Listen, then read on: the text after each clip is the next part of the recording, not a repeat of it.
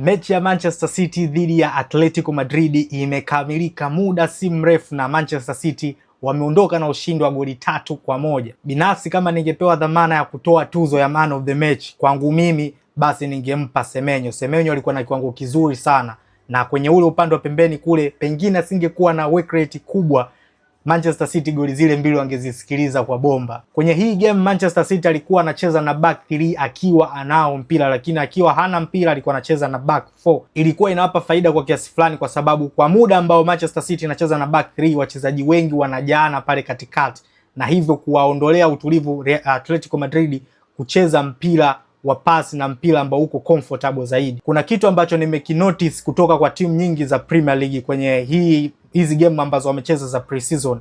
Kwenye first half waga wanapoteana sana yani, na sometimes wanakuwa na haraka ambazo hazina hata faida, lakini kwenye kipindi cha pili huwa wanatulia na wanaseto kweli kweli, wanadominate game kiujumla. Kwenye hii game Manchester City kwenye kipindi cha kwanza hakuwa na kiwango kizuri kusema tu ule ukweli, na Atletico Madrid aliweza kupata goli kwenye kipindi cha kwanza.